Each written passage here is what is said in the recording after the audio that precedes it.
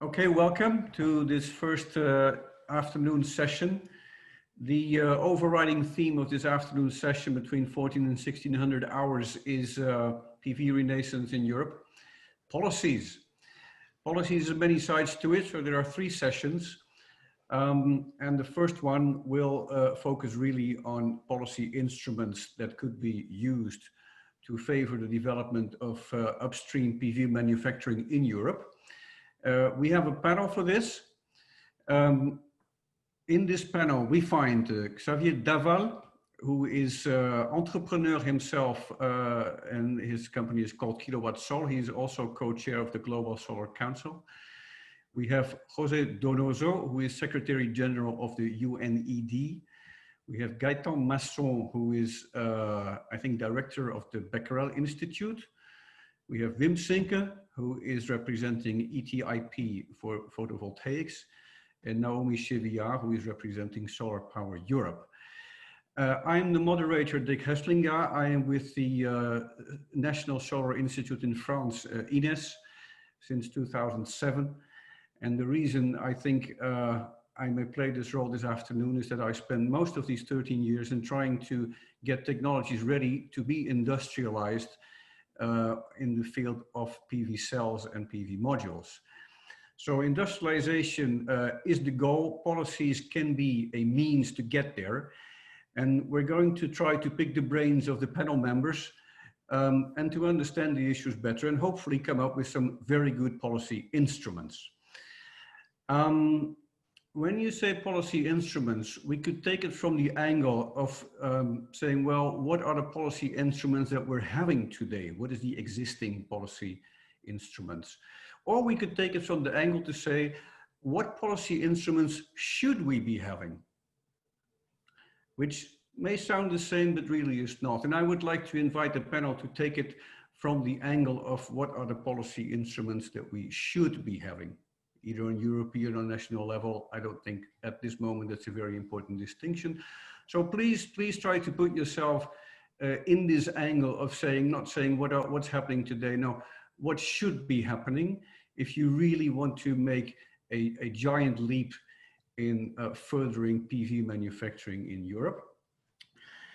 And before we give the floor to the panel members, there's one other thing that I would like to observe, and that is that in this panel, we have policy experts, we have policy makers, and of course that's a very important thing, but really the policies that we are supposed to be having are supposed to help industrial people, meaning either existing companies that would like to grow stronger and bigger, or new aspiring entrepreneurs who would like to start in PV manufacturing. And therefore, the second thing I would like to ask the panel members is to put themselves in the position of the one who is asking, meaning the entrepreneur, the company that wants to invest and grow bigger.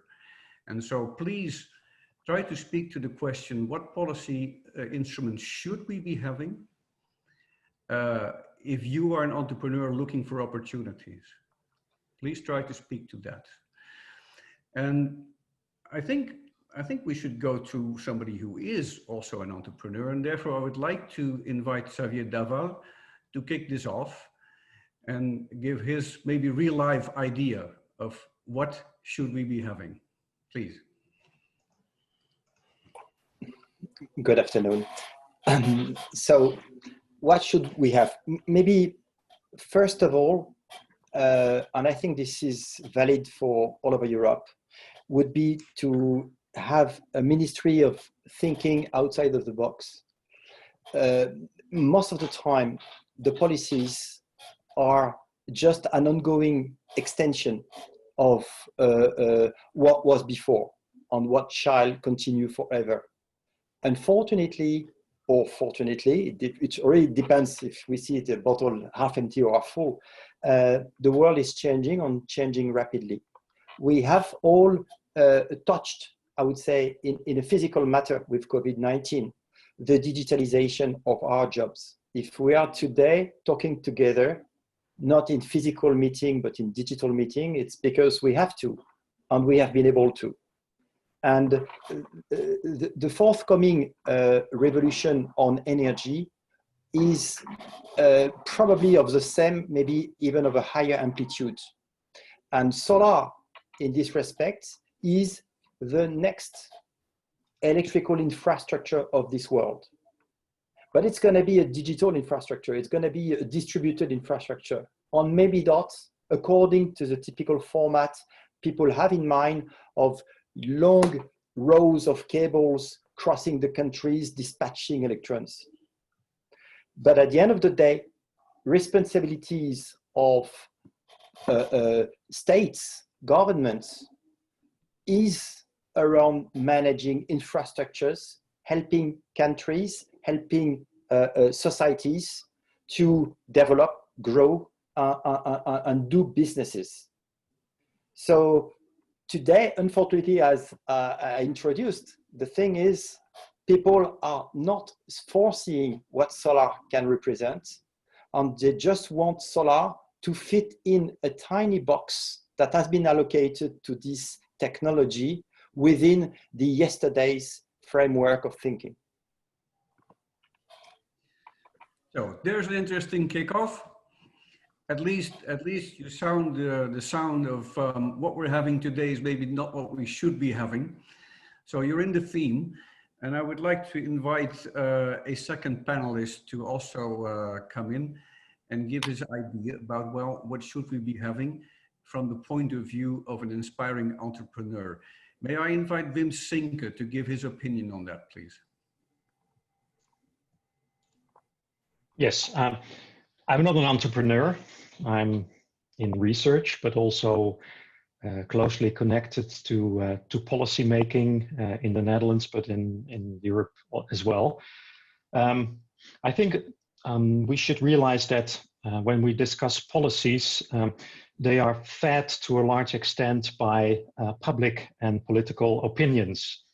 And in everything that I've seen over the past few years, discussing the item of reshoring or rebuilding the European manufacturing industry upstream, we find that there is the image of the photovoltaic sector is not what we need in order to get to the point where we would like to be.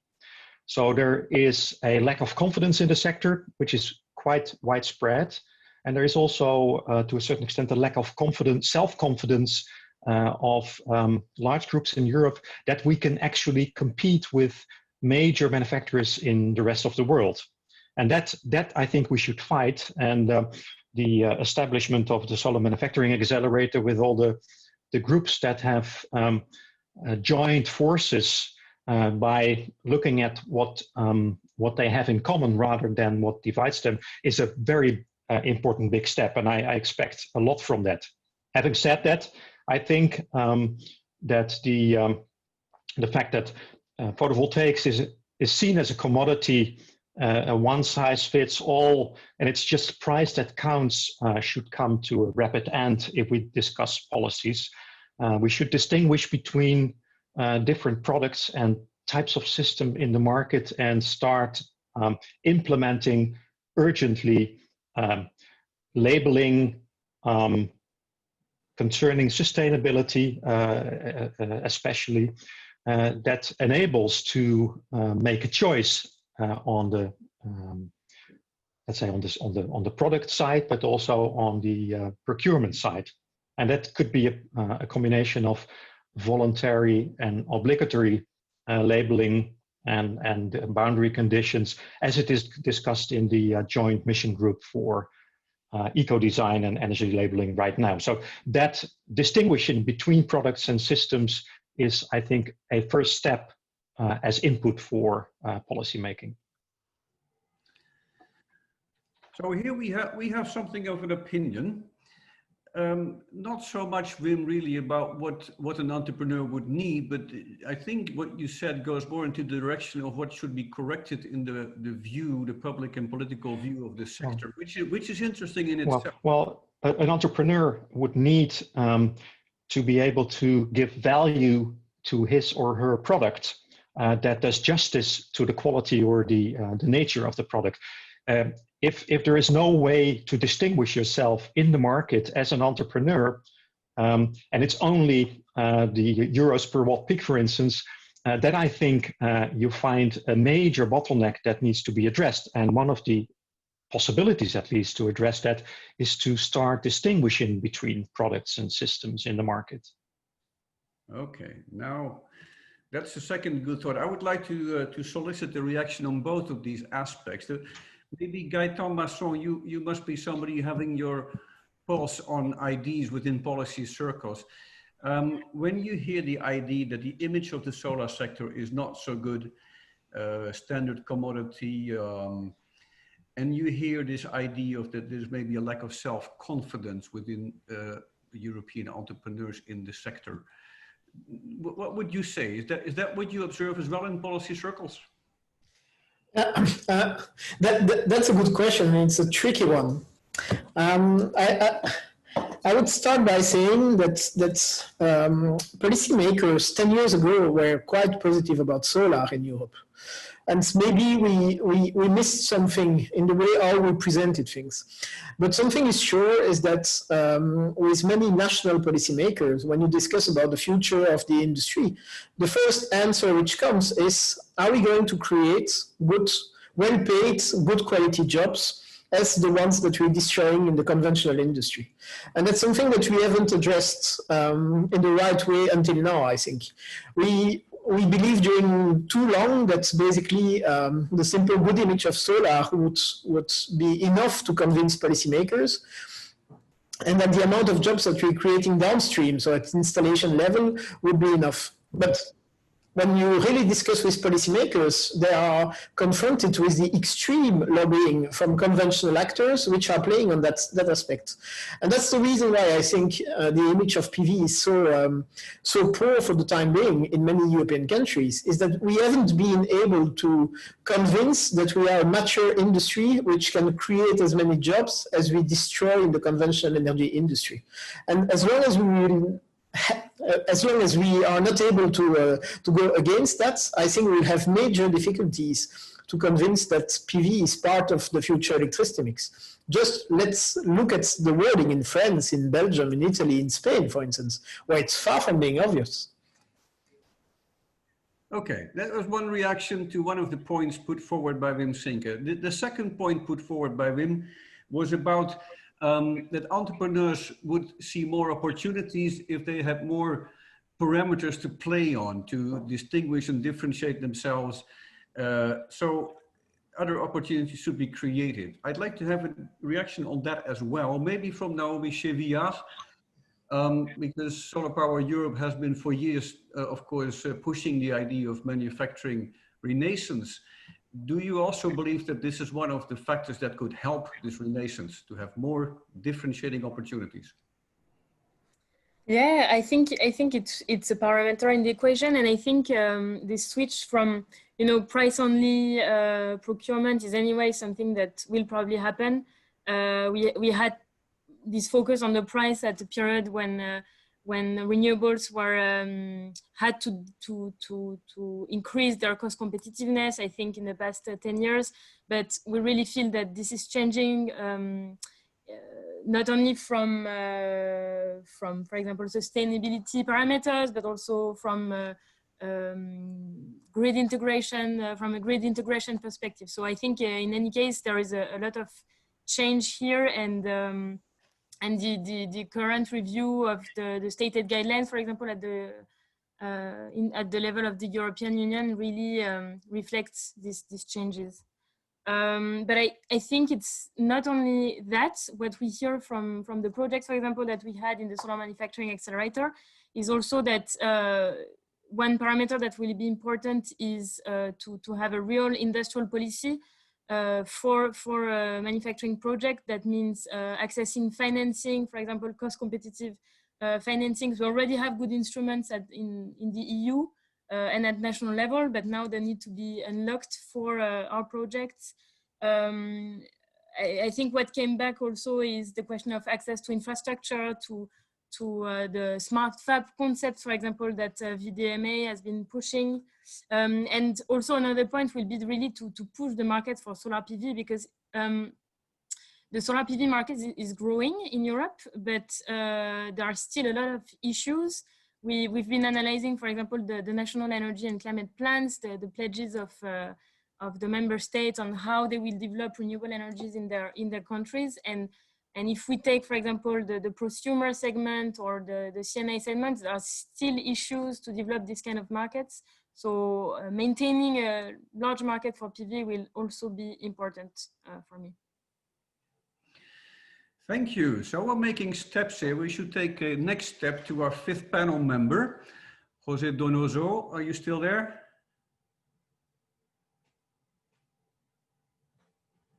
Yes, of course. Yes, we hear you. I would like you to give your helicopter view about the European state of affairs for solar manufacturing, and particularly comment on the question, do we have a real industrial policy? Or if we don't, do we need one? This was the point pushed by Solar Power Europe. Please go. We need industrial policy. With its Europe have sorry. Europe has a big environmental targets. That big environmental target means a lot of investment, and will be a shame don't take profit of this big investment in the next decade to organize a real industrial policy that promote a real European industry in PV. What we need in this industrial policy? I think I would like to back to the basics to speak of that. First one, we need a market. You say, we have a market, yes, of course, but we have a stable market, because in the past 20 years, in Europe, we invested a lot of money, but it was very usual to see in many countries that, or with the exception of Germany, that these 2-3 years with a big market and then several years without market. Nobody from any entrepreneur will invest in a market, even in the case that is very good, it has not a principle of stability. He don't see that this market will continue in the future. Then we need this market, as the Chinese did, and with stability in the years.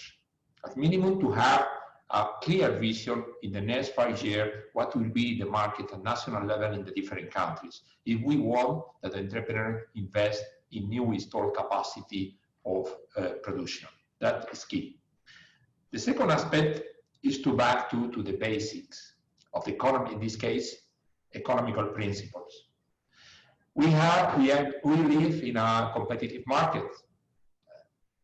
Some countries are not so open to the market, but we need to be particularly in this aspect of the value chain where we have more competitive advantage. To try to invest in the part where we have no competitive advantage at world level will mean that we will need much more money, maybe we'll waste money, and will be much more difficult. We have a competitive advantage in the value chain, in power electronics, in trackers, in design, in building PV. We need to strengthen all these areas without to forget the possibility to build up panels. But panels every time is less important in the whole value chain. Then at minimum, let's go to defend our area. Let's go to bid for these areas where we are competitive advantage. We need to keep the technological gap at the global level, because if not, we have the risk that even lost these areas. With now, we have a very important companies. And for that, we need to work at several levels. Research and development. We need excellence center, more center of excellence at the European level. We need to capture and to try to coordinate the best brains in PV in Europe, and that to a world level, to be able to capture with their important brains outside Europe, to bring them here, to work here. We need to have the best excellence center in research and development for the future if we will need to compete. We need to change the training programs in the education, to change the curriculum in the education. We need to have engineers that go out from the universities now with the real world that we have today, that is not more the classical world that they study in the engineering universities. There is a new conventional source of electricity, are PV, are wind. Then we need to change that in the way to have this base of good engineers for the future. We need to support the states, need to support all the R&D, the public and private. With this basis, we can try to do far. Only we bid for defensive actions, the main, that means dumping from our side, that could be useful in the short term, but we will not have a real healthy growing of our companies. We need companies that will be not only able to compete in the internal market, if not that will be able to compete at the sport in the international market, at the sport level, to have the enough size to grow, to continue investing in R&D. We need to change the permitting. We need to to stabilize this market. We need more agile permitting process at the level of plants, but for the level to build up new plants. And we need fiscal reduction maybe for the people that really are investing in R&D. We need that our companies increase our industrial companies need to increase his percentage of his sales that they use for investment in new R&D. Must be superior to the 15% if we want to be competitive. And to help this company, we need fiscal reduction for these amounts of money. And in conclusion, not to speak too much, we need to build up a healthy growing for our companies. Not something that will be only defensive. We have a short life is only until the politician of the moment will be tired of this formula, or will be. We need to build up a process of growing of the manufacturing sector that must be independent of the political willingness. Thank you for this very complete view. Before taking discussion further, could you please clarify one thing? When you talked about there should be manufacturing in Europe in the sectors or that part of the value chain where we have competitive advantage, you mentioned examples, and we cannot help but see that all of these examples are not upstream manufacturing. So if we focus on upstream PV manufacturing, so material, wafers, cells, modules, is it your point of view that Europe should not have ambitions in that? No, I don't say that. I say today that you call upstream manufacture, for me, I am an economist. For me, it's only the 30-35% of the investment in a plant. And it's the 30-35% with less margins, with a bigger competitiveness at global level, where we are in a more weak situation. Then we have the other 65% where we have leaders companies. And then, but we can lose this leadership in this 65%, this 70% in the future. Then it's not a question what is upstream or downstream. It's a question where we have more added value. Where is really the money? And doesn't mean there is reason to be in the way that for security, for reasons or other kind of policies to say we need our own PV manufacturing sector. Yes, but we need at minimum to have a strong position where the businesses, where the big money is, where we can have disadvantage competitive, strengthen that, and at the same time try to develop that. But if we put all the eggs in the basket, in the part of the basket where we are not competitive, we take the risk that lost everything. We'll be very happy if there is a good PV manufacturing in Spain, in Europe, in all the scales. But we must be realistic. Thank you. That's a very clear clarification indeed. Now, we are halfway through the session. We have every panel member spoken once. For the second half, I would certainly like to invite panel members to react directly on others when you see a reason to comment on what they say.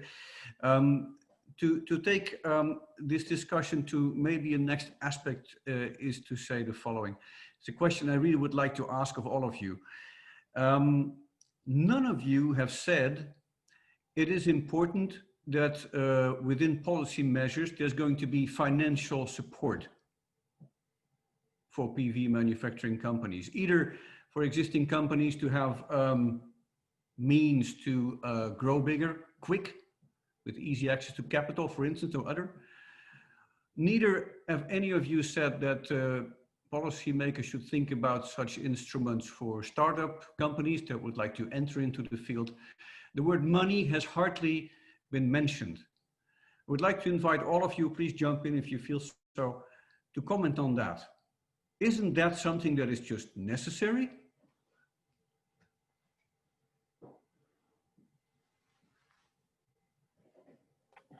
I take the floor.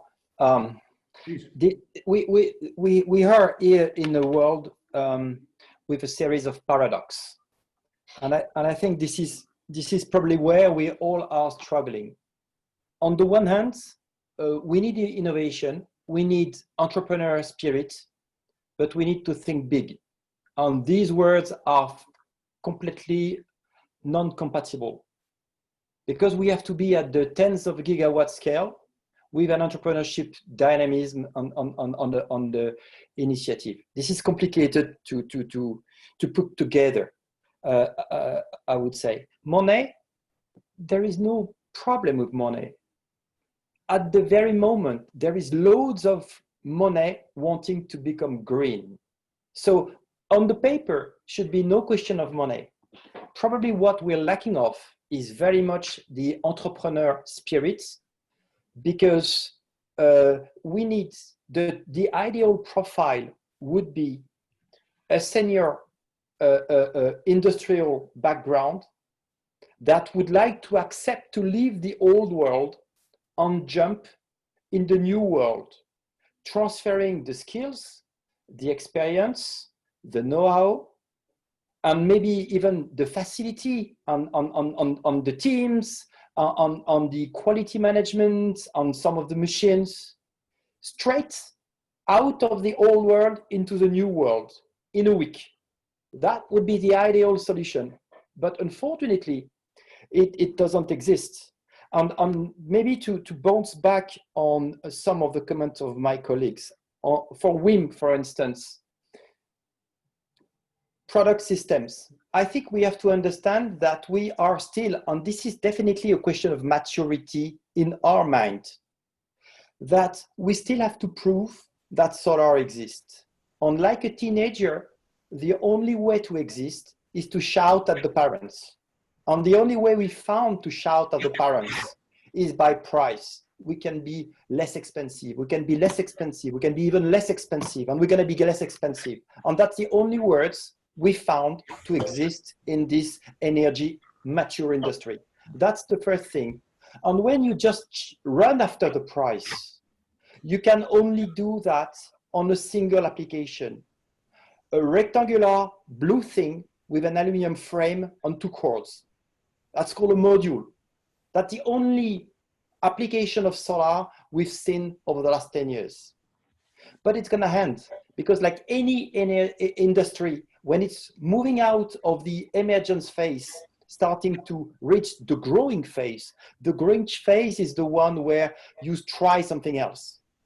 And you try and you focus, you try and you focus. And at the end, when you reach the end of the growing phase, maturity is when from one single idea, you have now 3, 4, 5, 10 applications reaching, crystallizing around a solid specifications. And tomorrow we're going to have car rooftop solar. We're going to have, I don't know, bicycle charger solar. We're going to have, I don't know, solar fridge. I don't know.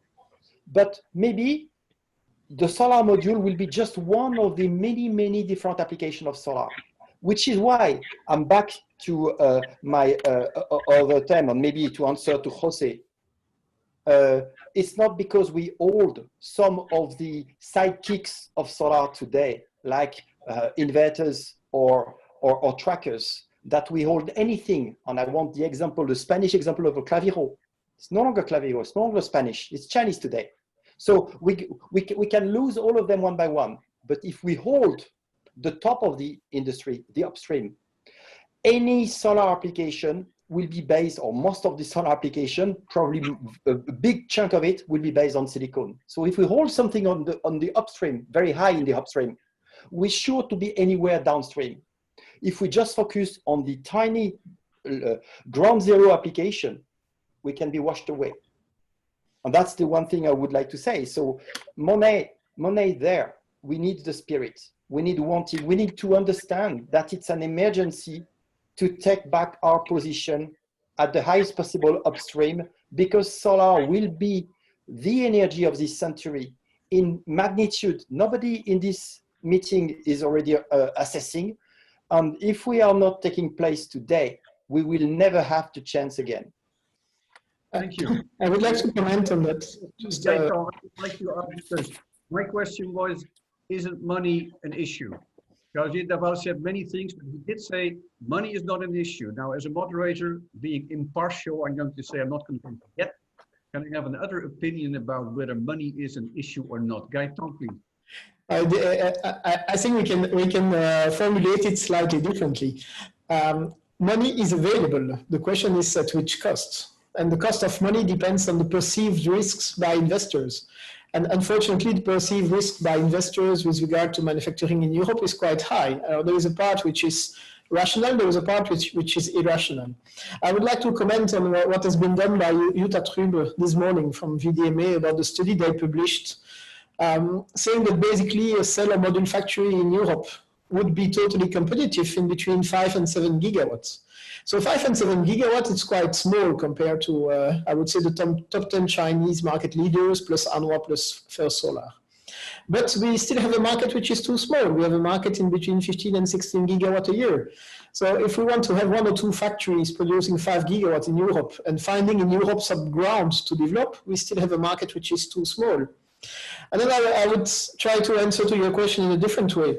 Then I don't think that money is an issue as long as we can prove that manufacturing in Europe could be competitive. And what we see is that from a technology point of view, from an expertise point of view, from a cost of labor point of view, it shouldn't be a problem. Then where's the problem? The problem is most probably relatively simple. It's in the last 10 years, we have discouraged investments in PV in Europe. And when I'm saying we, it's of course not we, not the PV industry, but it's the conventional gas industry, it's the coal lobbies, it's the oil lobbies, it's policymakers too afraid to take a stance in favor of the energy transition. And I would just finish, and it might be also an introduction for the next session, which are the policies which might be necessary in Europe. As long as we will have extremely cheap tenders, which just deliver prices which are not technically feasible, and I'm thinking about the last tenders in Portugal, which ended up with bids at 1.1 euro cents per kilowatt hour. Sorry, but this is not doable. You can do it as you want. It's simply not doable, even with the cheapest Chinese PV models. So we are in a market which is partially driven by speculation and not by the fundamentals of long-term energy investment. So we should also think about what kind of market we would like in Europe. We know that the distributed PV market is less competitive. And as Xavier mentioned before, we will have in the future markets which are, for the time being, niche of niche, such as BIPV, PV in vehicles, PV in infrastructure, PV for agriculture, floating PV, and so on. We should tune the market in Europe in a direction that allows our industry to develop. And after having developed, it will become naturally competitive. And so, Dick, I would say I wouldn't answer directly to the question whether money is an issue or not. I think it's more the general environment in which companies would like to develop, and this includes access to financing and the perception of risk from investors, which is the main issue for the time being. Thank you, very clear. I would like to react to the words of Mr. Daval. Yeah, of course. 10 years ago in Spain, we invest the best PV manufactured utilities that we have at this moment in the world, in all the parts of the scale. Then arrived the economic crisis, and a conservative government that focused in a different way. And 10 years later, all this manufacture disappeared. But the part in the value chain, we have companies really competitive at global level survive. Power electronics, trackers, engineering, then you need to create companies with real competitive advantage, really competitive at global level. If not, you will be in the hands of the willingness of the politicians. And that is the key. Now we have many thousands of people that with need reboard are working in this area. And I would like to remark the words of Mr. Masson. We live in an economical world, and in the way to fix the price for the PV technology is the tenders. There is no way. They will look only for the developer will look only for who will produce the PV at less cost, not any other reason. If not, these prices are crazy. Well, Jose, I don't agree. Sorry, this is Andre. Dick, that's what you say. Could I have? I think what is quite important as well is that we think a little bit about how we sell what. I mean, if you look, I mean, we've got, and I'm very happy about that. We have Roger Nordman here, and we have Naomi, and yourself, Dick. You live in France. I mean, everybody understands a Rolex watch is more expensive than some cheap watch. Everybody understands that Chanel or Gucci or Boss stuff is more expensive. So what we need to do is as well, we need to make European panels more sexy. And I will tell you one thing, last conference before the Corona crisis I attended that was organized by Roger Nordman, that was at EPFL in Lausanne in Switzerland. And there had been PV panels where they printed Rembrandt on it. So I think it is important as well that we understand, well, it could be as well part of the design of houses. And we need to see, well, how do we integrate as well solar PV in the general setting? Of course, this is not for the mass market for large-scale industrial applications, but we need to tell the people, well, I mean, European solar manufacturing has its raison d'être, but I mean, we need to understand, well, sometimes it's a little bit more expensive, and if it's more expensive, we need to understand and we need to clarify why it's the case.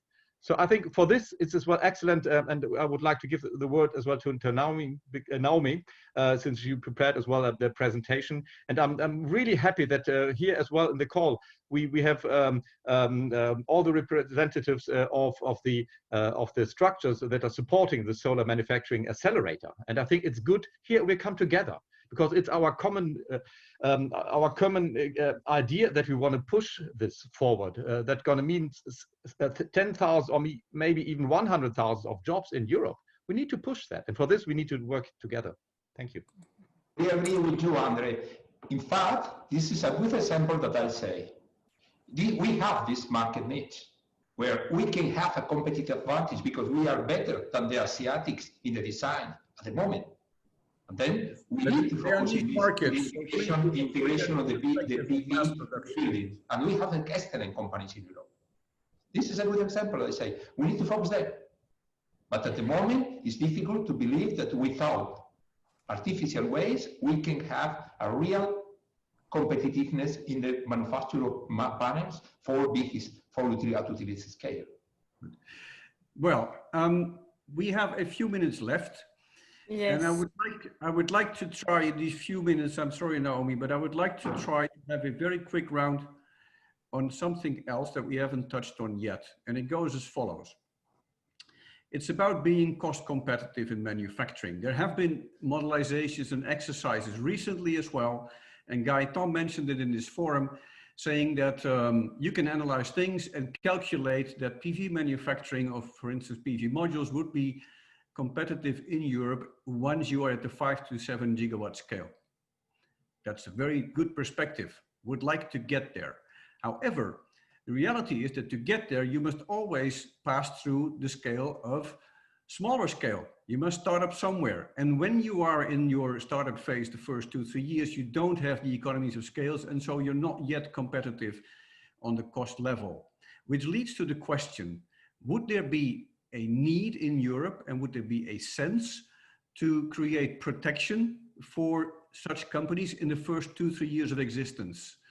Who would like to jump in on, maybe Naomi, you could give a Solar Power Europe's view on that. Yes.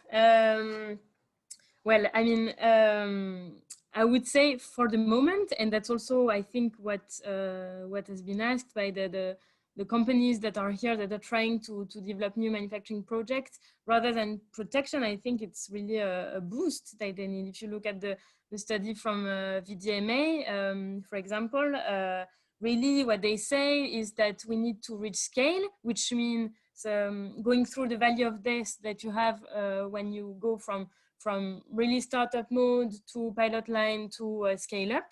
So that means different access to different financing tools.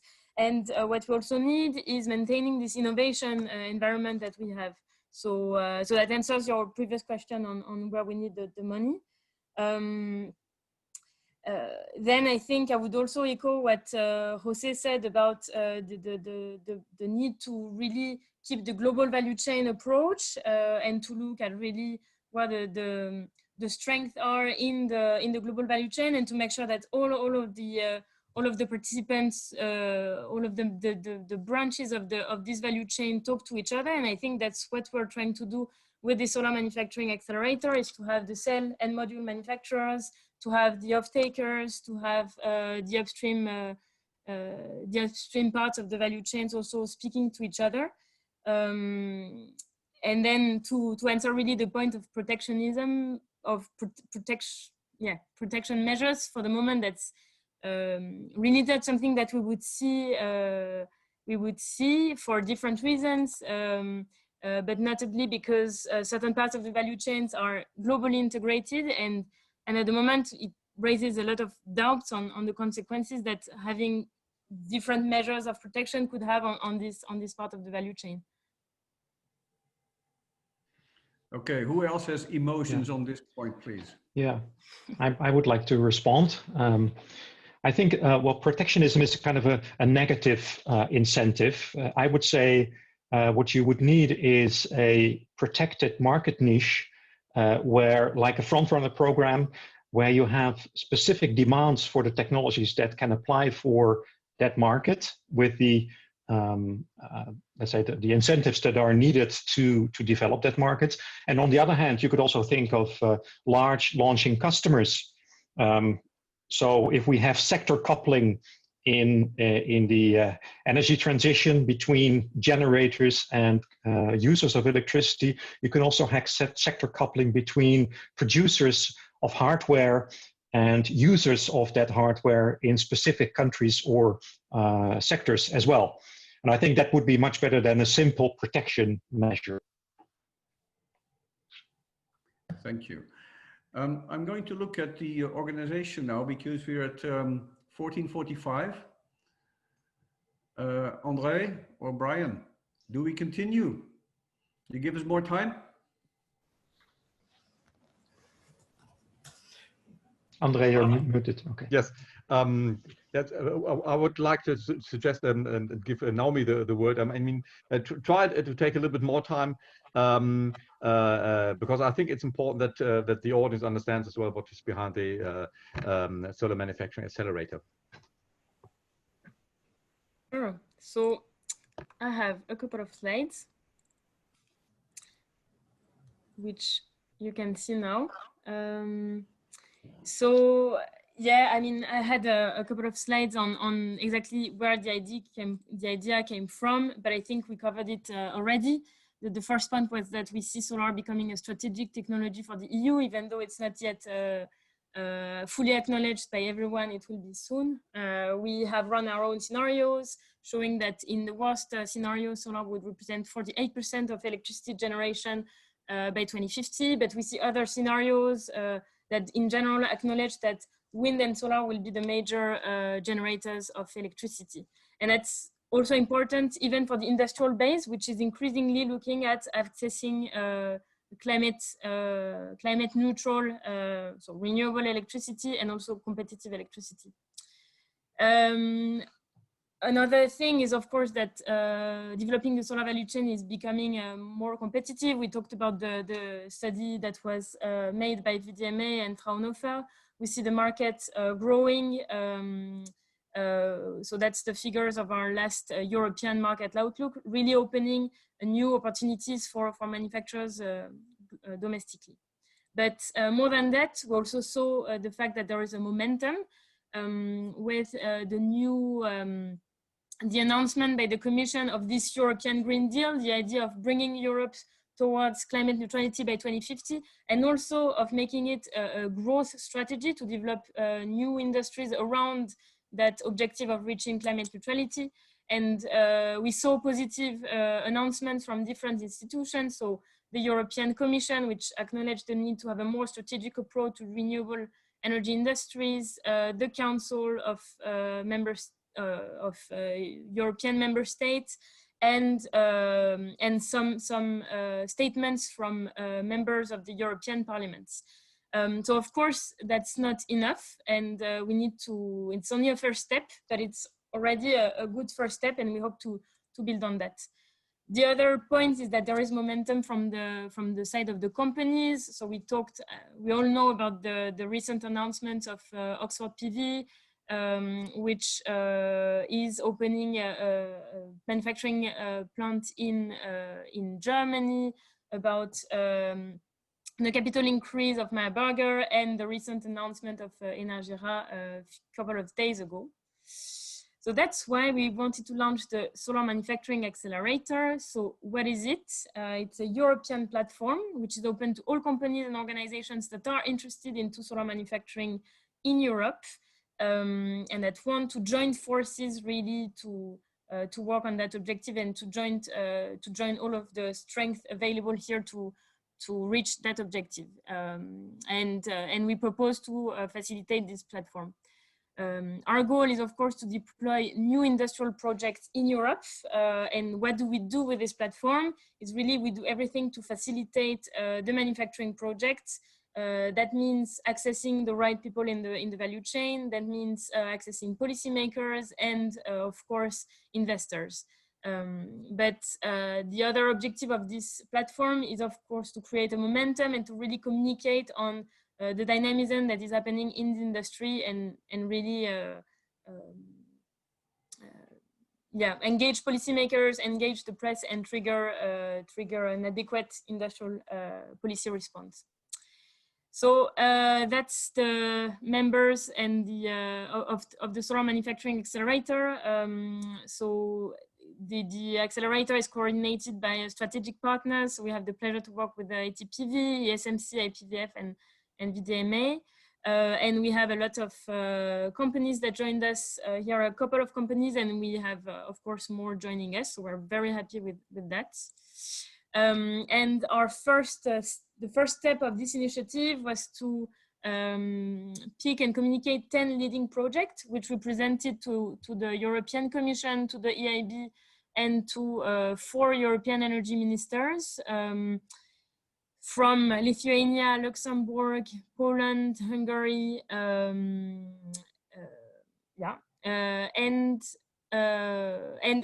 of course Germany, from a lender in Germany. And together with that, we published Project Fish on these 10 projects. So that was our first step with this first conference. Of course, it doesn't stop here. The next steps will arrive soon, and we're working on that with our partners.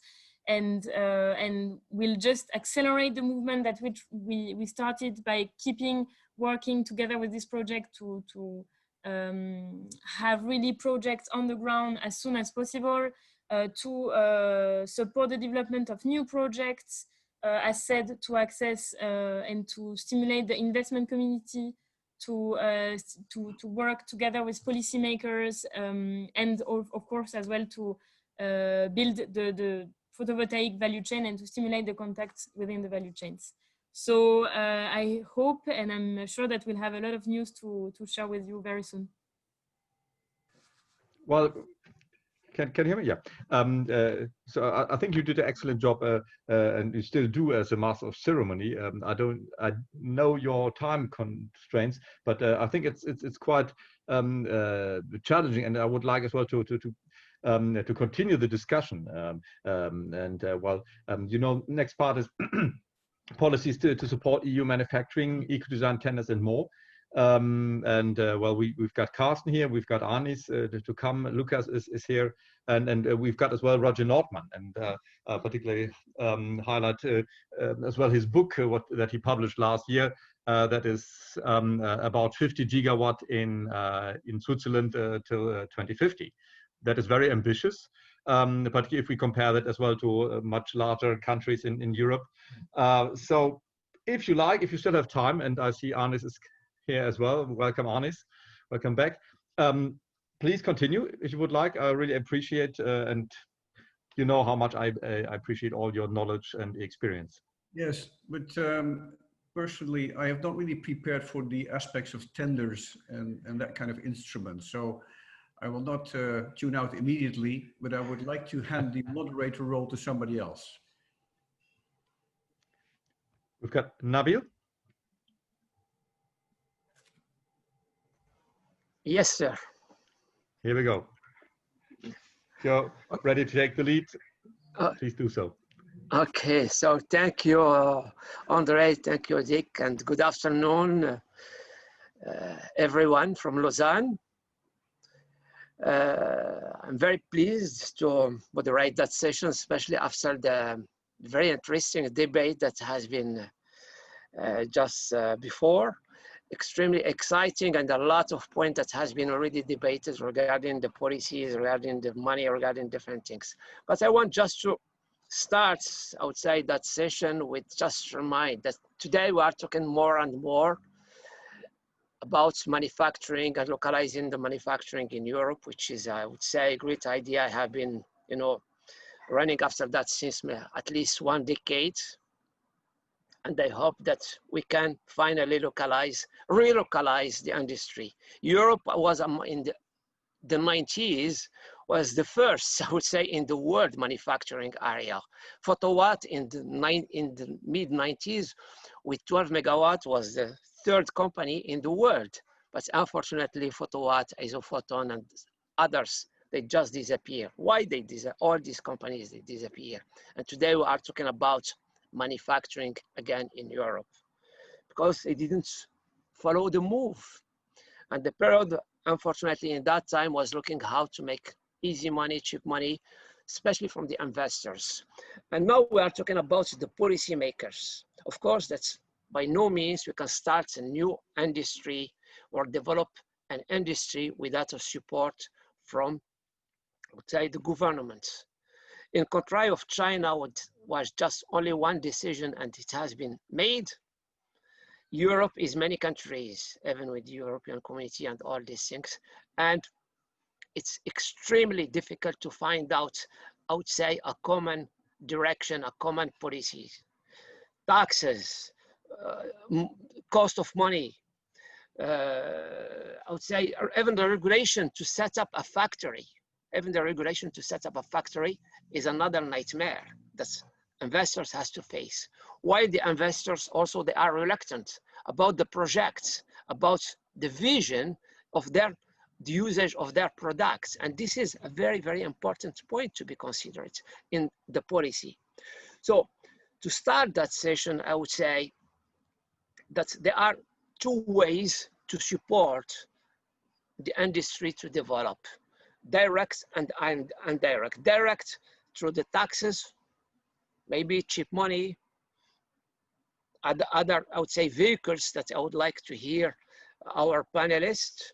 And the other one is indirect. And the first one that comes to the mind is the market and the tenders, how to design the tenders in order to encourage the local industry and to give the opportunity to the investors to invest and develop the industry, and manufacturing. And when we talk about the industry, we have to consider also the overall ecosystem, because talking about the gigawatt factories from one day to another day, I think that it's, in my humble opinion, is a big mistake, because one of the key points, the key problems that we'll be facing about the procurement for everything. Okay, the polysilicon we produce a very extraordinary polysilicon in Europe. Okay, but how Becquerel can supply, for instance, 5 gigawatt at once to the new company? Talking about the other raw materials that are needed to be implemented just to manufacture the modules, backsheet, EVA, and all these things. Most of the companies, they are producing elsewhere, not anymore in Europe. So how to attract them, how to really give them the chance, give investors the chance to invest in and to relocalize these industries. Downstream, all, I would say, inverters, cables, trackers, and so on. So it's a real industry to be redesigned and rethought, and in which manner that we can interest the investors. Because at the end of the day, who's going to make that industry is the investors. And the investors must see the support from the government as well as the market. So my first question, I would say, to address all our panelists, how they see, I would say, the role of the governments through the policies that they can implement versus the investors to attract them. And I don't know who can start. Maybe Carsten, please. Yeah, I can go ahead. I have a little presentation as well addressing some of those points. So I'll share that, and then we can continue discussing following that. So my name is Carsten Rohr, and I'm VP Business Development at Norsun, and also Vice Chair of the European Solar Manufacturing Council. I just wanted to start off with giving a little bit of context. We have heard some of it. The European Green Deal is the basis for Europe to develop a lot of the policies, of course. As the new Commission started with great ambitions to address climate change, put that as a top priority. Carbon neutrality by 2050 enshrined in law. They were talking about carbon border tax to protect the EU ETS trading scheme. New circular economy action plan, and of course a lot of focus on green hydrogen. That comes with a lot of financing tools or budgets. The Just Transition Fund, for example, that was just agreed to be 17.5 billion euros. The European Investment Bank's climate investment is to be doubled by 2025 and become the Europe's climate bank. Sustainable Europe Investment Plan, supporting 1 trillion of investment over the next decade. The Recovery Fund, as we know, huge amounts of money being made available, and they are to be prioritized to align with the goals of the European Green Deal. Then the Tech Innovation Fund with 10 billion euros over 10 years. So that's there's some significant money here, which is positive, of course. In terms of the what are some of the key advantages in Europe? And that's one key advantage is the environmental footprint, and in particular the carbon footprint. I'm showing here just an example on the left-hand side graph, a Chinese value chain on the right-hand side having a large carbon footprint, while a European value chain, as an example here, is a fraction of that. And so carbon footprint is an important metrics that can be used, and that's not just promoting, of course, sustainability and CO2 reduction, but it's also promoting innovation and high efficiency that contributes significantly to that. It is also consistent with the various policies that I mentioned, including carbon border tax, Ecodesign, which I'll get back to, green public procurement, and various others. Some of you know recently there's also launched environmental product declaration, EPD, product category rules. So that's the way how you calculate those for PV in as a building element in buildings and construction. So that's an important tool where you can then differentiate based on environmental aspects. So one of the tools or instruments, policy instruments that has been used, the prime example where CO2 footprint is a criteria in tenders. And that was, of course, one of the aspects of that you mentioned in this session. The French market has been leading on that, and the CO2 footprint has been a criteria for many years now in the Rohr tender for ground mount and commercial rooftop. And many European manufacturers have benefited from those programs, and it's been driving CO2, embedded CO2 or CO2 footprint reductions. In that program, the score for the tenders is includes 20 to 30% CO2 footprint, depending on whether it's ground mounted or commercial rooftops, and depending a little bit on which specific program it is. And it's based on a simplified life cycle analysis, which is reviewed by a third party and certified by the French authorities. So that's the basis that's been done in recent years, and the French energy policies, the new has just been announced that to continue and increase PV from today's 10 gigawatt installed to 44 gigawatt by 2028, and continue with this type of tenders, slightly modified. But that means increasing yearly installations from today's or last year's 1 gigawatt to 3.5 gigawatt or so per year going forward.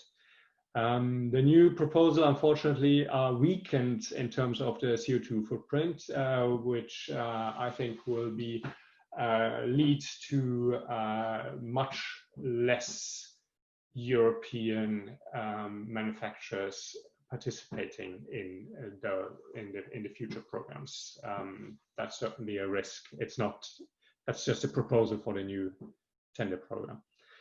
The French were the first to go ahead with this type of program with CO2 footprint. The Koreans have announced that they want to follow suit and have a very similar program setting up. The details are not known yet. But that's encouraging, and there's other places also in the US. There's a great interest by the US PV industry to look at carbon footprint as a tool in their policy development, and also many other aspects where CO2 footprint becomes interesting for public green public procurement. We've seen that from public institutions Also project developers asking for it, PPAs or even individual households. So it's becoming more important going forward. The carbon border tax, I'm not going to go into much detail here. That is one of the policy tools that I mentioned in the Green Deal, where there's essentially an import tax or tariff based on the embedded carbon or the carbon footprint of the products. That's mainly to protect the EU emissions trading scheme, as I mentioned, but it could to provide a level playing field to prevent import of CO2 emissions through the products, essentially. But that could eventually also be applied to PV modules and imports. So that's there is a potential for that. And there's other policies that are relevant. The circular economy, as I mentioned, that's being promoted as an important tool and re-emphasized. So there's development on that, and that's also important for PV industry. That's growing, and where there's also PV waste increasing. And the Energy Performance of Buildings Directive, which is a relatively old directive, but it's important for new build, but also for that's also important for renovation and refurbishments, where there's a huge potential, and there's a lot of discussions on that, and also a question in how far PV should play a role there. So there's definitely an opportunity, and if you combine that, for example, with the EPD, which is suitable for buildings, then that could be a great potential to differentiate also on the embedded carbon for refurbishment and renovation. Then in terms of the European policy development, the product policy, there's a whole range of product policies, the standard policies that exist in the EU. Ecodesign is one of the leading ones, energy label, eco label, green public procurement. And the Commission has, through the JRC, done a preparatory study to look at which policies should be applied to PV. And the recommendation from that process has been to have a combined policy option, to have the Ecodesign and energy label as mandatory instruments, and supported by the voluntary green public procurement. Currently, there is a process for additional input, expert input, through the joint mission group under the ETIP Working Group 5. That's the industry essentially looking at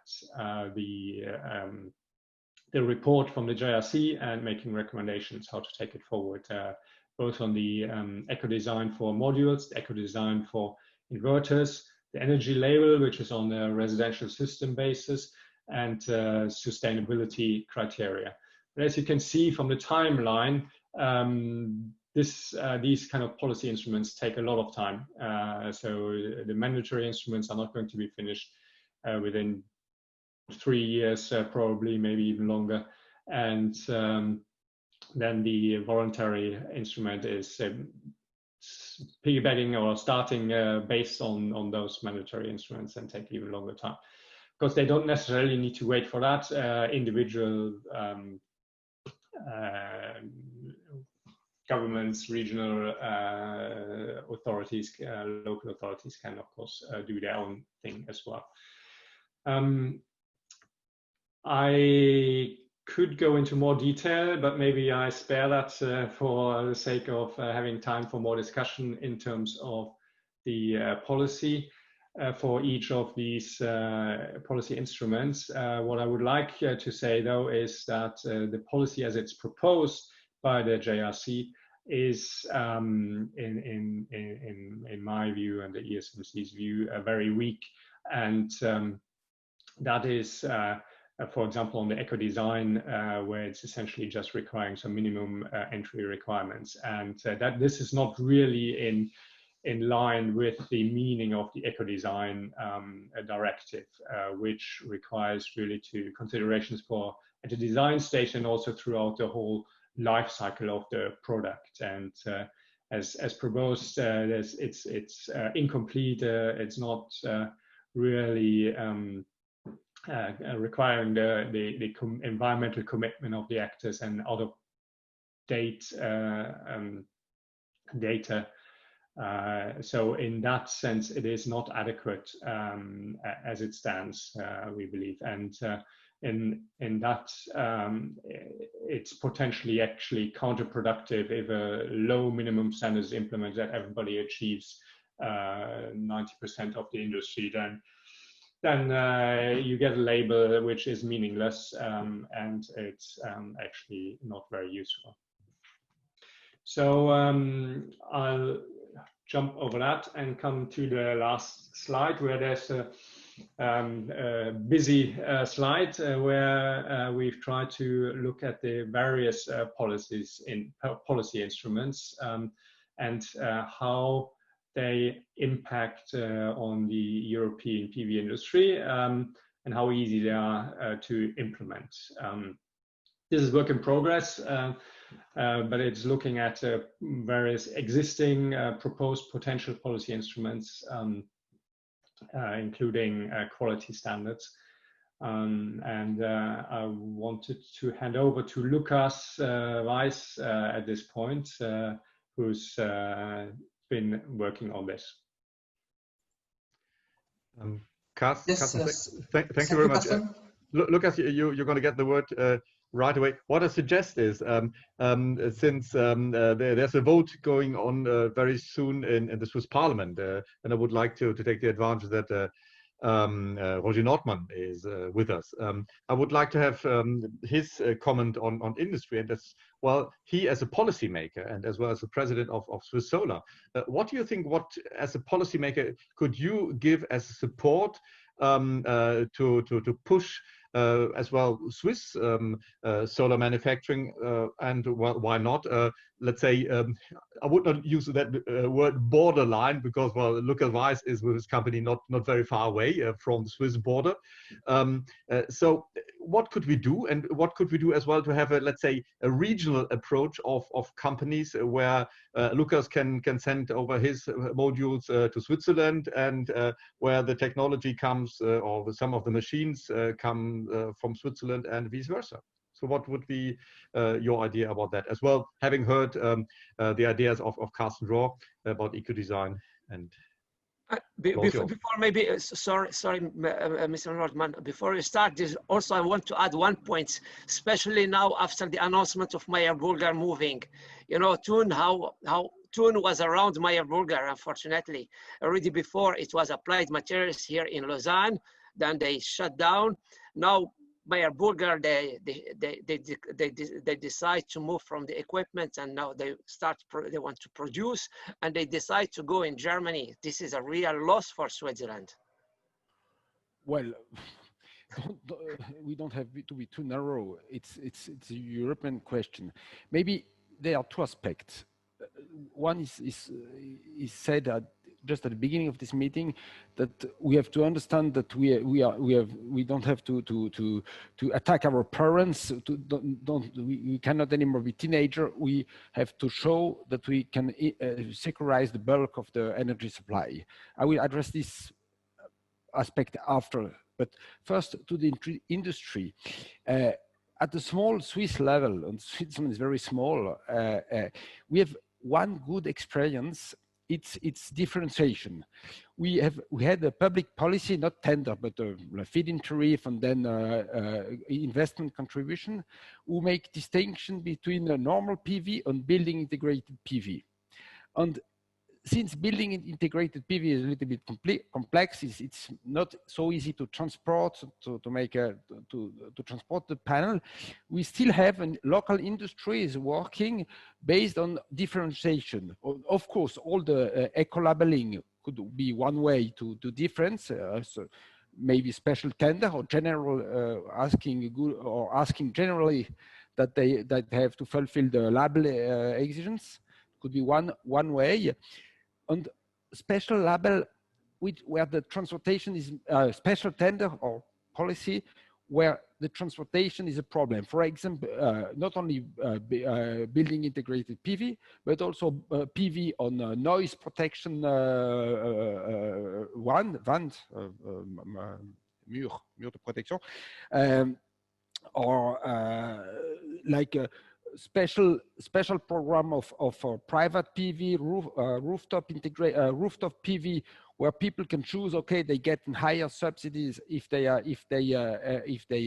fulfill their eco-label like this. And developing small market niches is the base for industry to establish and then to expand. It's not realistic to try to make concurrence on the standard panel that you can import very cheap. It's also the strategy of Meyer Burger at the end. It's to have a very efficient panel where the surface efficiency is very high. And I mean, we can only re-enter the industrial market by the high part, by the high-end product. The mass product we are for sure lost in Europe. That was my comment, and therefore trying to making this differentiation is very interesting.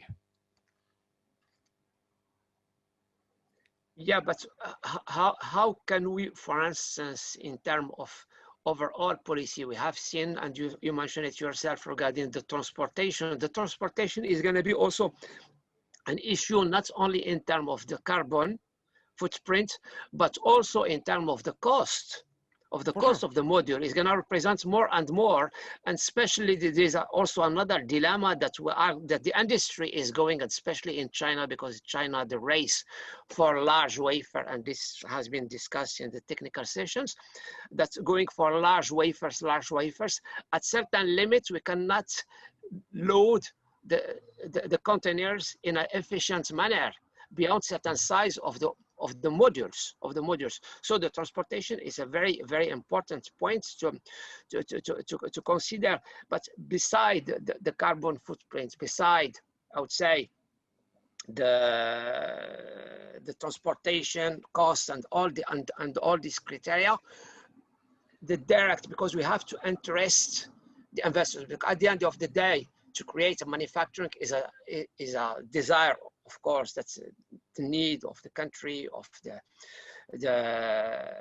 government, but it's also the decision of the investors whether they go or they will not go, and to give them the opportunity to push them to move and to invest. Especially today, they are just since decades, 2 decades at least, they are looking just for the AR and how much money they can get per year out of that business. This is a real problem. So through some point that has been discussed before regarding, for instance, I would say not a kind of protectionism or a kind or taxes at the entry or something like that. For instance, the projects or the tenders, how can we make these tenders more attractive for the local manufacturer in order to help or to motivate, to be the motor drive for these investors to grow further and further.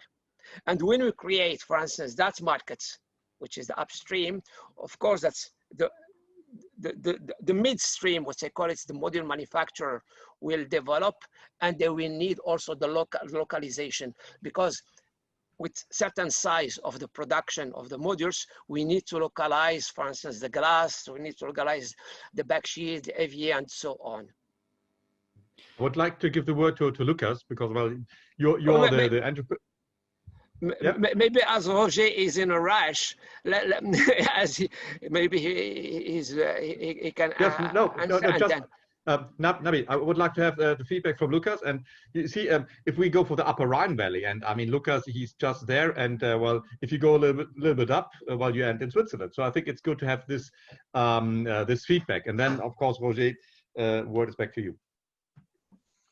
Yes, actually, as Voltec Solar, we had this experience of the right policy, which allowed us to increase the capacity because through the carbon footprint regulation, which was placed in France, we have been able, together with Norsun, actually, to develop one of the lowest carbon footprint module in the world. And this allowed us to fulfill our capacity for several months. And it allowed us actually to triple our capacity and to go to 200 megawatts. So from my point of view, I really don't see how European, even with 10 gigawatts factory, could be competitive front of Asia, because if you are just looking at the glasses, even if you take all the glasses coming out from one manufacturing in Europe, from one manufacturer in Europe, the glass will still be more expensive than in China due to the cost of energy and the cost of environmental regulation that you have in France, in Europe in general, and also cost of insurance and all what the government is not giving to Europe and what and the help that China is becoming. So I really don't believe that we can be easily competitive by the cost, but there is other way to be competitive. And this is the work that we have been doing in the frame of ESMC in order to see where are the possibility to be competitive, what should be the right policy.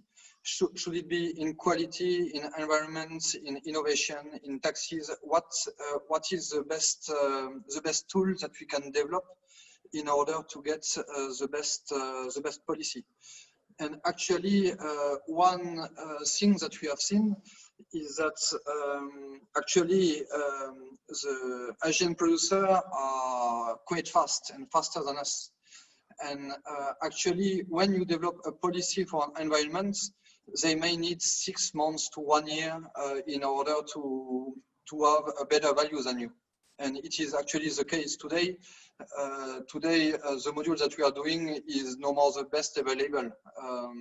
And we are not competitive enough today on the environmental factors.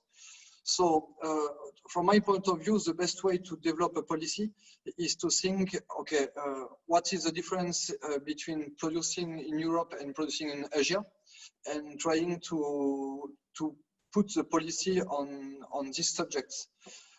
The policy which are developed today, and I think that there is many people wanting to develop a policy, are mostly built in order to increase the volume of PV in Europe, which is actually a quite good objective, but they are not looking at more industry in Europe.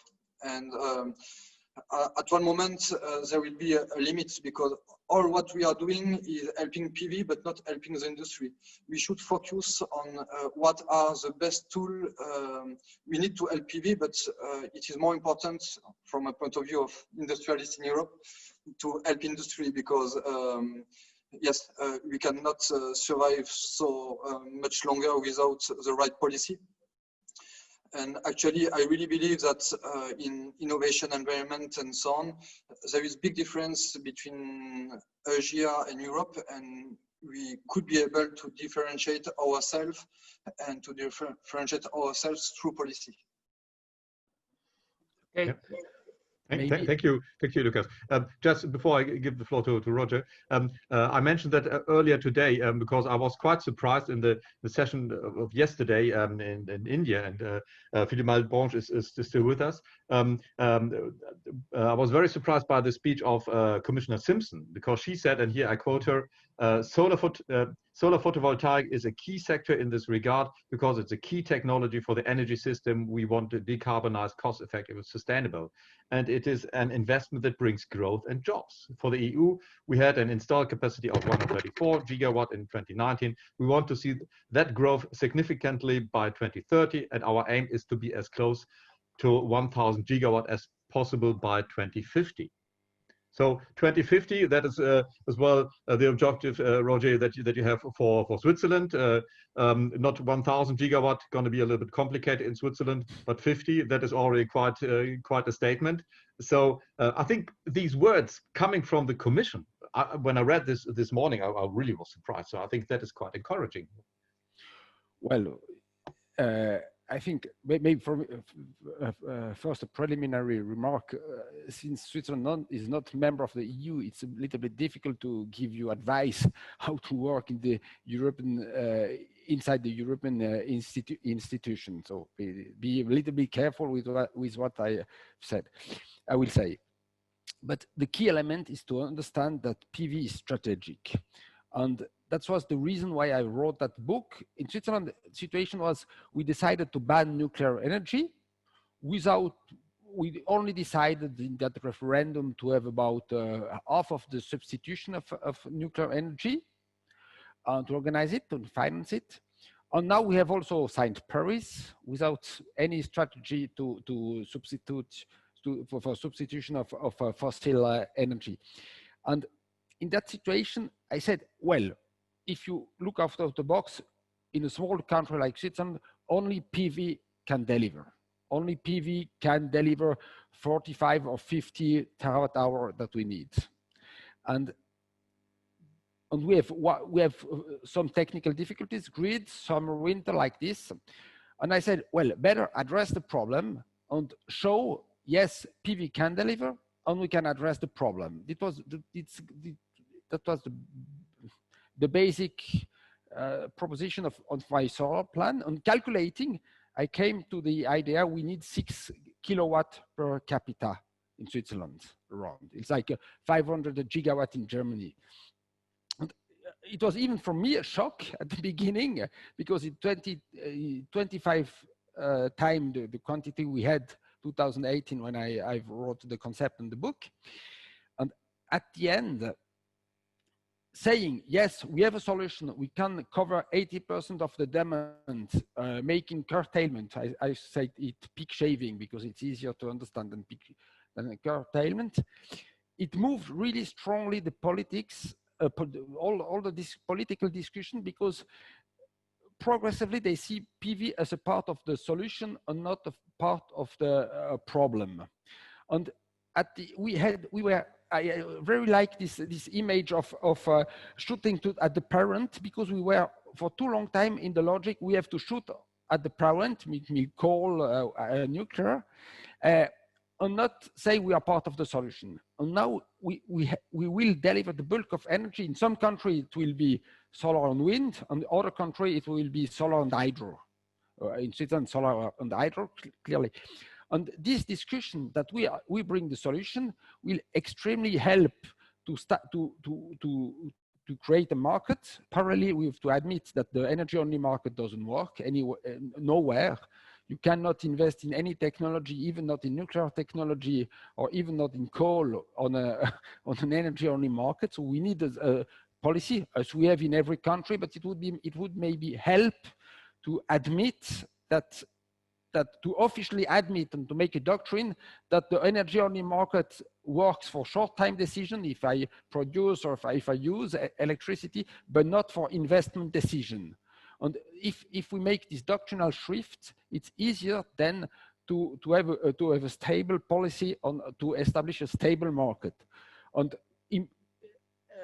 having like a doctrine for a stable, huge market, because we said PV is becoming the bulk of the electricity production, then it will give much more confidence to the investor to invest at the beginning in some more in a market niche, and then more and more in direction of big panel. Maybe also not only the ecological balancing, but also the surface efficiency is very interesting, because we come progressively in a problem of surface competition, and we could say that if they have a high surface efficiency, they can get a higher support, the project. And this could also help a little bit to make a special segment, high efficiency PV, high surface efficiency PV. What I think in the case of Switzerland, in about 1 year, we have a massive shift of the policy from PV is a marginal help to PV will become the bulk. And the story is only to say the story, how we do this, how we solve the problem when we have too much electricity, when we have too few electricity, wind or gas, depending on the or hydro storage if we have. And if you tell this story, then in my experience, it shifts the policy. Also because the electricity company, the utilities, they see that they cannot invest based on the energy only market, and because the ministry, the political authorities see that we have a lack of investment, a deficit of investment, and that we are going to a scarcity of electricity if we don't invest. And this is the experience I've done in the 2 last year, and now we are fighting for majority in parliament to improve, of course, the scheme for tender for support of a policy of solar and electricity generation. I think in Switzerland you have one distinct advantage to Europe, that is offshore wind is no alternative. Because right now the dictum in Europe is all the time green hydrogen and offshore wind. Well, even if you're in the middle of Lake of Geneva, well, offshore would not really work and it would be very expensive. Well, but if you want, I can show you the slides I most use to make the consciousness of this problem. Should I?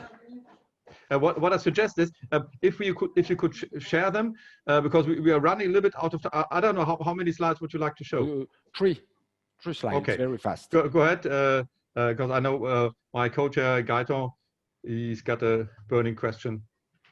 Oh, okay.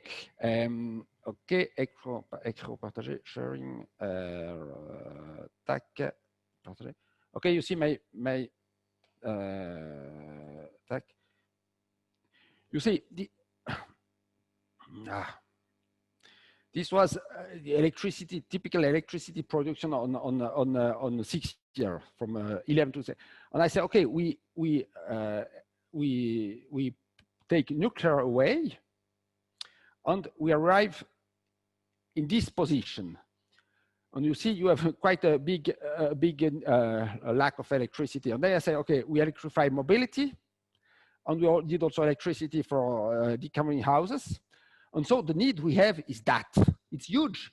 It means in 30 years, every second kilowatt hour we will use will have to come from a plant who doesn't exist by now. And this shows how we are at the beginning of a uphill battle to invest. And it's not only not waiting on the energy only market and making tender with very slow rentability is not the way to make this investment. And, in our case, it's funny because we need more electricity in winter, but we see that sun can deliver. And this is the result of my simulation. And this graphic really shifts the politics because I can show a little bit peak shaving, no problem. Little bit power to gas, it helps. It brings a little bit electricity with the actual efficiency of power to gas, but no matter, it's not a problem if we have a little bit fossil generation for the winter, because electricity PV electricity live for a huge quantity of electricity, even if in the winter, it's not enough, but it's nevertheless a high quantity. And you have the same effect in the spring. In Switzerland, it's a critical period of the spring because the lakes are empty. And there we have a very strong quantity. And I just show, well, if you do this, you can decarbonize the sector of building, mobility, and the electricity by 86%. And there is no other way than PV to produce this electricity. Of course, we have, from the point of view of PV, the advantage of not having offshore, and the onshore wind is very difficult in Switzerland. And this basic discourse is laid the ground for moving the politics, in my opinion. Thanks. That was. Thank you, Gaëtan, and thank you, Andre, and Roger, and Carsten, and Nabih, and for all this clarification. From my side, it's very difficult to speak behind you, because you said a lot of things, and I would say 90%, I completely agree with you, and I will try to answer the question clearly. It's, of course, I would say it was said that we are in a very, very competitive world in terms of technology, and to bring this technology to industry, we need a push, we need some help. And from the decision maker, assuming that we bet on the right technology to compete with the 100 gigawatt existing, we have a solid business plan, a clear strategy toward securing, I would say, the whole value chain. I would say what we need from that is quite really simple and clear. For the fab itself, we need the help for the capex, and it's I would say, without thinking about the form, how it comes. And I'm talking to a lot of investors who are with a small, medium, and big project in Europe, and they have a clear issue when they are talking to the banks with a loan guarantee. So we need to bring a solution about the loan guarantee. Then the banks, they can really help with the money. Second thing, when it comes to the product, for the product, I think we need a secured market.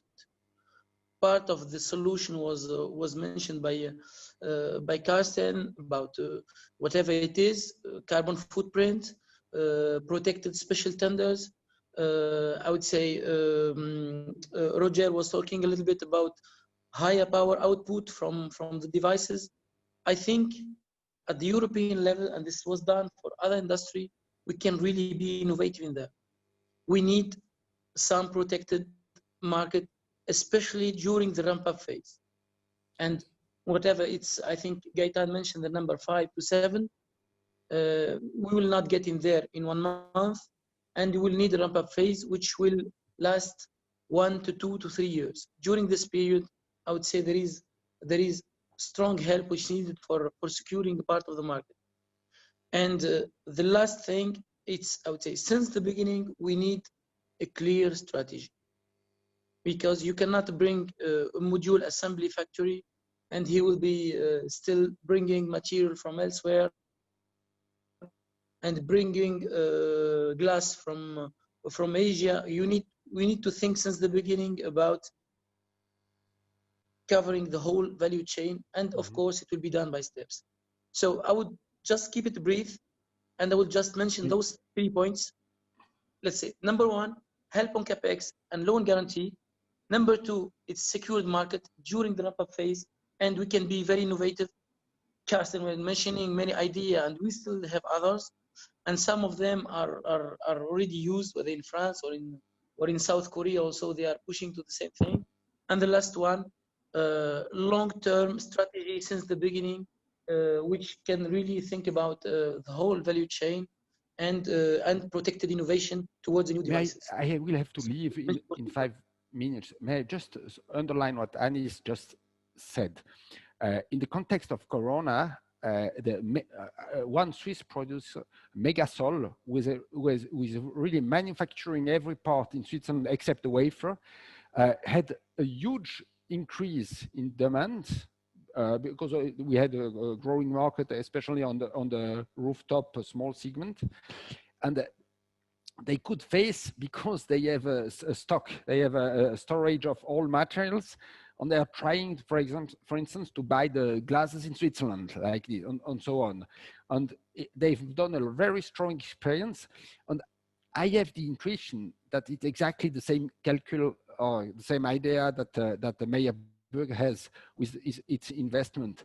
Low labor costs and proximity to the market. It's fully automatized, and if you have a robot who is working in China or in Germany, it's more or less the same cost, but you don't have the risk of interrupting the supply chain, the procurement chain of the fabric. And we have to look at the post-corona context.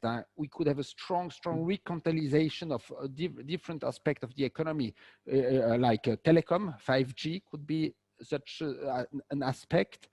And in an unsecure world, it seems to me clear that the EU has a strong interest to reinforce such a strategic aspect and to accept also European champions and accept a little bit more protectionism. It's very interesting, the shift of the doctrine of the European Commission in the railway sector, because now they accepted the merger with Siemens, the rail major with Alstom Siemens was not accepted, was banned, but the new Alstom Bombardier was accepted. And this means a doctrinal shift from hyper competitiveness or competitive or high sustaining or high exigencies for competitivity, more to in the direction of European industry, European champion like this. And this could be an interesting move also for our industry. So I'm sorry I have to leave you to go to vote in the plenary session, but it was very interesting for me. Bye-bye. Okay, thank you very much, Roger. That's before I give the floor to Gaëtan. One point I think we should not forget, that's the strategic importance. I mean, here we're talking about electricity production. And just imagine, I mean, we have too many parts where we have chips inside that could be somehow manipulated. I mean, if there are going to be some problems somewhere and large scale attack on, let's say, inverters going to happen, well, what shall we do? Because in some cases it's in entire industrial region that depends on that. So that is as well something that we should consider, the strategic importance of energy supply. And with these words, I can give the floor to Gaëtan, please. Thank you, Andre. I think much has been said. I really think we should think more about an integrated approach to manufacturing in general.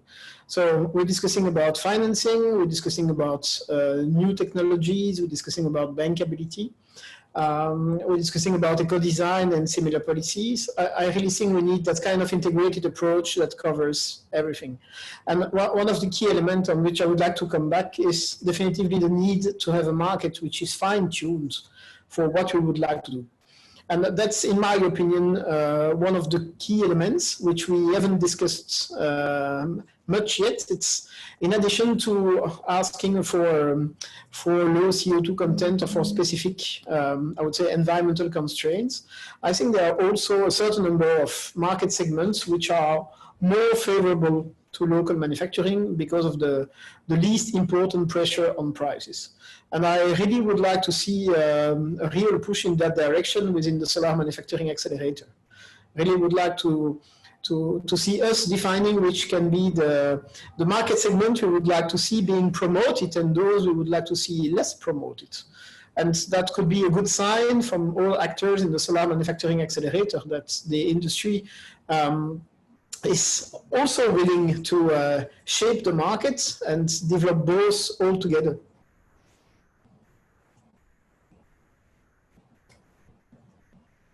I don't know if Naomi is still in the call. I think she left, unfortunately. That would be extremely interesting to have the opinion of a certain number of associations at national level, but also at a European level about whether this is doable or not. And basically talking a bit less about, I would say, a super competitive market and super competitive tenders, and a bit more about how we can really make sure that we have an integrated development of industry and market together. I think it's a good subject for the ESMC in the coming months and years. But I mean, it could be that Wim, would you like to comment on this?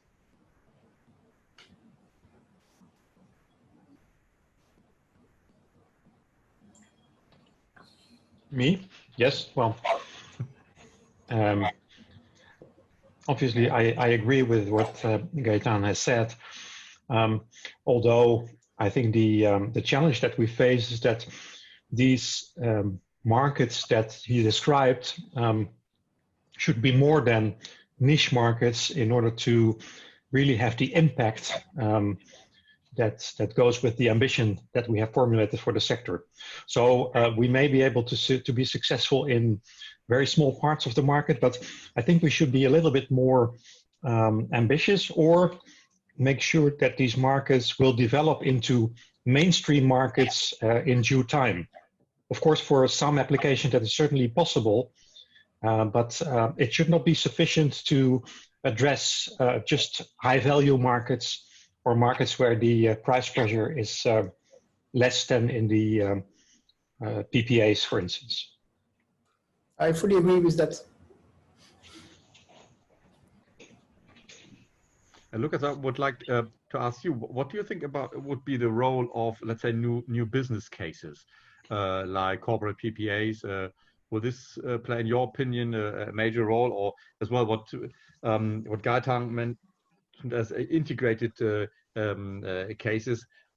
I think we have to look as well a little bit more on sector coupling and maybe new services where a company, why not utility companies, offer a service where they have on one hand side their renewable energy production facilities with a storage, whatever it is. I mean, in Switzerland they have the huge advantage to have a lot of hydro storage.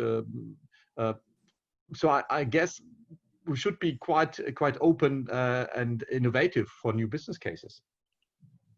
Yeah, from my point of view, I don't really believe that we should focus only on BIPV and that big volumes are for China or Asia and small volumes are for Europe. I believe that European should be present on all the market segments, and actually I even believe that you don't need to support too much BIPV segments, because naturally it will develop it by itself once you have a favorable environment. If you have very big gigawatt players producing cells and modules in Europe, you will have naturally 20 megawatt, 50 megawatt small company or small lines, which will specialize themselves for higher value products or higher margins products. But actually, it is a kind of small differentiation for better margin that will come naturally, from my point of view, once you have a global environment. Okay, thank you. What I said, Carsten? Sorry, yes, go ahead. Essentially to add on to that, what is required is some sort of differentiation. Whether that's specific premium markets, that's one thing, or differentiation in a different way, be it through low carbon footprint or social standards or whatever it is. That's differentiation that which should be enshrined in or supported by policy. That's important. Well, absolutely. But I think when you talk about integrated concepts, I have one project in mind that I like really a lot, and I mentioned the founders already several years ago, that is called Energiesprong from the Netherlands. And they are in renovation buildings. They have partly a building integrated PV panels, but they've got as well the rooftop covered with PV panels. And if you bring this as a part of an entire concept, where you have as well a kind of, let's say, stamp that is local production and local, let's do it a little bit bigger, European production, well, I think the part of the cost difference of the panels, well, that's going to be marginal. And then, of course, I mean, here we're talking as well about long-term investment. And I think lots of people there, they're really willing as well, if it might even be a little bit more expensive to put a little bit more money on the table for that kind of investment. But here, again, we depend a little bit on the banks. And if the banks understand it is good to have a good quality project, they would be as well willing to finance these kind of projects. And well, we're back to the money. But since we are coming close to the end, I've seen that unfortunately Naomi, she had some connectivity problems, but I'm very happy that she's back. what I suggest is I give you the floor, Naomi, to say some words as well, since you as well policy representative for Solar Power Europe in Brussels. What do you think could be for us in the spirit of Solar Power Europe, the future? Where should we go? What do you think? Give us that, Gaëtan. I can try to. I can try to. Please go ahead. General. I can try to conclude. Many interesting things were said today, and I think one thing we haven't discussed enough in depth was how to better cooperate in Europe. We were just commenting here about the situation of the industry, and it's a bit like we have the inconvenience of the Americans, but without the advantages, and we have the inconvenience of the Chinese without the advantages. So how do we better cooperate? How do we give a better image of the industry to investors? How do we convince policymakers of the importance of developing a market which is suitable for the PV industry in Europe? Or do we convince everyone to work towards the same goal? And the same goal is the energy transition. And to reach the energy transition here, we absolutely need to convince all stakeholders. It's not just a question of the financial sector. It's not just a question of the potential buyers. It's really putting all the elements together. And this is probably the most difficult thing. I really think one of the goals of the Solar Manufacturing Accelerator, but also of ESMC and the other organizations, it's to make sure that in the coming years, our vision is one unique and complete. And that's most probably the most important thing. I'm thinking about the strategic research agenda, which will have to be in line to a certain extent with what we would like to do from a technology point of view. I would like also future research programs in Europe to take into account the fact that we need to develop massively the industry and especially close the gap between extremely good research and I would say a size which is enough to be competitive. And at the end, I really think that there is hope, but that hope will come only if we can make sure that everyone works in the same direction. And maybe some selfishness which exists for a long time in all industries naturally, and especially in the PV industry, where everyone is looking at his own little market, his own niche, his own product, will have to be partially abandoned if we want to succeed collectively. Otherwise, indeed, we'll come back to what José Donoso was saying. We will not be competitive. And to do a bad joke, which I've put in the chat before, it's we will have a super nice Iberia or Air France or Lufthansa, but we will not have Airbus anymore. Is it what we really want? I'm not sure about that. Thank you for your attention. Just maybe since I'm supposed to be the moderator of the session, I would like to thank all of you for participating, and I'm quite happy that almost everybody who joined, although we did relatively small publicity for the entire event. I'm very happy that so many of you have been here and that you stayed till the end. I would like particularly thank all the people on the panel and on the podium. So Nabih, Carsten, Lucas, Gaëtan, Wim, Brian, Julie, Naomi.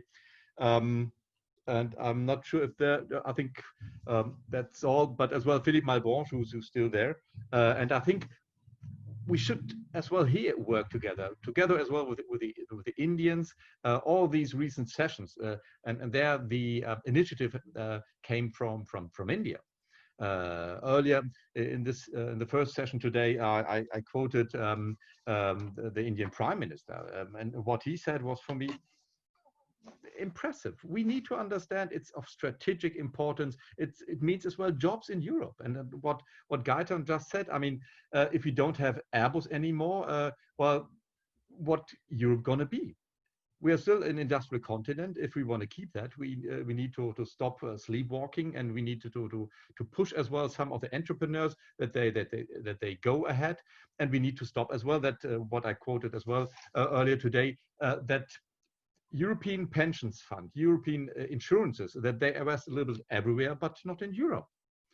One of the topics has been raised as credit guarantees. Yes, But here we need the state, we need the policymakers, so that they understand that is as well their obligation if they want to have the people working in their countries as well paying taxes or paying as well a quota for the pensions fund. Well, then they need to support it. So with this word, I would like to thank everybody of you. Please stay connected. Today there's going to be a new newsletter coming out. ESMC newsletter will come every 2 weeks. So get connected, get your inscription. And they're going to be next Wednesday. We're going to have another session of Solar Industry Forum. Please have a look on the website and please join in. And I wish you all a lovely afternoon. Thank you very much. Bye-bye from France. And talk to you soon. And hopefully we see again in a real context. Again. Thank you very much. Bye-bye. Thanks. Bye-bye. Thank you. Bye-bye. Bye-bye. Thank you.